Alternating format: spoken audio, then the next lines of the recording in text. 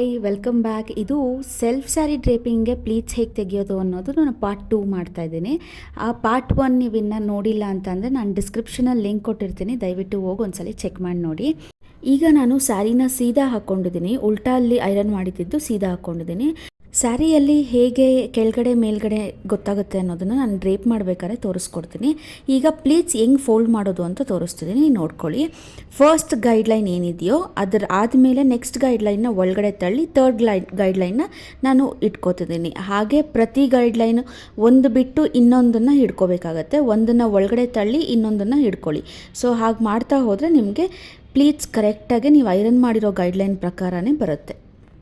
ಈಗ ಎಲ್ಲ ಪ್ಲೀಟ್ಸ್ನೂ ಜೊತೆಗೆ ಸೇರಿಸಾದ್ಮೇಲೆ ಒಂದು ಕ್ಲಿಪ್ಪು ಹೆಲ್ಪಿಂದ ಕ್ಲೀನಾಗೆ ಒಂದ್ರ ಹಿಂದೆ ಒಂದು ಜೋಡಿಸ್ಕೊಳ್ಳಿ. ಏನಕ್ಕೆ ಅಂತಂದರೆ ನೀವು ಹಿಡ್ಕೋಬೇಕಾದ್ರೆ ಒಂದು ಮೇಲೆ ಕೆಳಗಡೆ ಆಗಿರುತ್ತೆ, ಸೊ ಅದೆಲ್ಲ ಒಂದೇ ಅಲೈನ್ಮೆಂಟಲ್ಲಿ ಬರೋದು ತುಂಬ ಇಂಪಾರ್ಟೆಂಟ್. ಅದಕ್ಕೆ ನೀವು ಎಲ್ಲ ಒಂದ್ರ ಕೆಳಗಡೆ ಒಂದು ಜೋಡಿಸಾದ್ಮೇಲೆ ಎಲ್ಲ ಈಕ್ವಲ್ ಆಗಿದೆ ಅಂತ ಅಂದಮೇಲೆ ನೀವೊಂದು ಅಲ್ಲಿ ಸೇಫ್ಟಿ ಪಿನ್ನಿಂದ ಸೆಕ್ಯೂರ್ ಮಾಡ್ಕೊಳ್ಳಿ.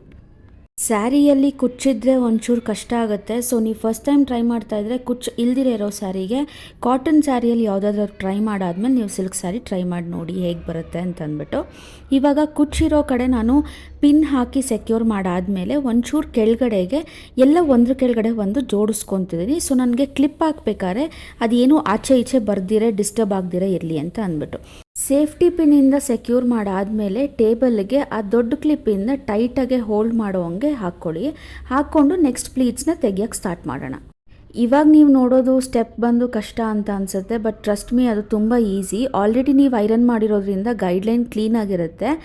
ಮೊದಲನೇ ಗೈಡ್ಲೈನ್ ತೊಗೊಳೋದಕ್ಕೆ ನಾನು ಕೈ ಫಿಂಗರ್ಸ್ ಆದಮೇಲೆ 1 ಇಂಚ್ವರೆಗೂ ಹೇಗೆ ಒಳಗಡೆ ಇಟ್ನೋ, ಇವಾಗ ನೀವು ಎಲ್ಲ ಪ್ಲೀಟ್ಸ್ ತೆಗಿಯೋದಕ್ಕೂ ರೈಟ್ ಸೈಡ್ ಒಂದ್ಸಲಿ ಲೆಫ್ಟ್ ಸೈಡ್ ಒಂದ್ಸರಿ ಆ ಥರ ಪ್ರತಿ ಒಂದು ಪ್ಲೀಟ್ಗೂ ಮೇಲಿಂದ ಸ್ವೈಪ್ ಮಾಡಿ ಕೆಳಗಡೆಗೆ ಬಂದರೆ ನಿಮ್ಮ ಪ್ಲೀಟ್ಸ್ ಸೇಮ್ ಮೆಷರ್ಮೆಂಟ್ಸಲ್ಲಿ ಕೆಳಗಡೆನೂ ಬರುತ್ತೆ. ಬಂದಿರೋ ಪ್ಲೀಟ್ಸ್ನ ಒಂದ್ರ ಕೆಳಗಡೆ ಒಂದು ಅಂದರೆ ಆಚೆ ಈಚೆ ಆಗಬಾರ್ದು, ಸೇಮ್ ಒಂದು ಪ್ಲೀಟ್ ಆದಮೇಲೆ ಇನ್ನೊಂದು ಪ್ಲೀಟು ಇಟ್ಕೊಂಡು ಎಲ್ಲಿ ನೀವು ಪ್ಲೀಟ್ಸ್ ಮಾಡಿರ್ತೀರಲ್ವ ಅಲ್ಲಿ ಒಂದು ಪಿನ್ನ ಸೆಕ್ಯೂರ್ ಮಾಡ್ಕೊಳ್ಳಿ. ನೀವು ಪಿನ್ ಆದಮೇಲೆ ಇವಾಗ ಐರನ್ ಬಾಕ್ಸಿಂದ ಲೋ ಹೀಟಲ್ಲಿ ಇಟ್ಕೊಂಡು ನೀವು ಒಂದ್ಸಲಿ ಐರನ್ ಮಾಡಿದ್ರೆ ಆ ಫೋಲ್ಡಿಂಗ್ ಹಾಗೆ ಇರೋದ್ರಿಂದ ನೀವು ಪಿನ್ ರಿಮೂವ್ ಮಾಡಿದಾಗ್ಲೂ ಹೀಗೆ ಕಾಣುತ್ತೆ, ಅದು ಬುಷಿಯಾಗೆ ಕಾಣೋದಿಲ್ಲ. ಈಗ ಇದನ್ನು ಎಷ್ಟು ಉದ್ದ ತೆಗಿಬೇಕು ಅನ್ನೋದು ಕ್ವೆಶ್ಚನ್, ಯಾಕಂದರೆ ಅಲ್ಲೇ ಇರೋರ್ಗಾದರೆ ಮೆಷರ್ಮೆಂಟ್ ನೋಡಿ ತೊಗೋಬೋದು. ಯಾರಾದರೂ ಇಲ್ದಿರೋ ಇರೋರಿಗೆ ನೀವು ಪಿನ್ ಮಾಡಿ ಕೊಡ್ತಿದ್ದೀರಾ ಅಂತ ಅಂದರೆ ಮೆಷರ್ಮೆಂಟ್ ಬೇಕಾಗತ್ತೆ.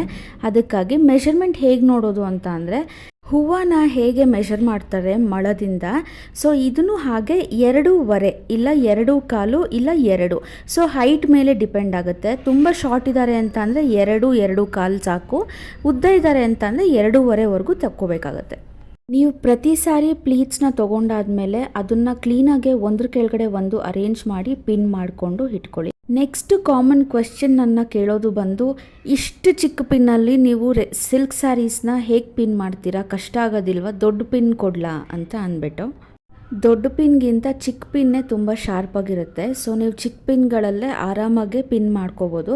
ಅದರ ಟೆಕ್ನಿಕ್ ಹೇಗೆ ಅಂತ ಅಂದರೆ ನೀವು ಪಿನ್ ಚುಚ್ಚಾದ್ಮೇಲೆ ಒಂಚೂರು ಆ ಕಡೆ ಈ ಕಡೆಗೆ ಶೇಕ್ ಮಾಡಿದ್ರೆ ಆರಾಮಾಗೆ ಆ ವೀವಿಂಗ್ ಮಧ್ಯದಲ್ಲಿ ಪಿನ್ ಹೋಗಿ ಕೆಳಗಡೆ ಚುಚ್ಕೊಳ್ಳುತ್ತೆ.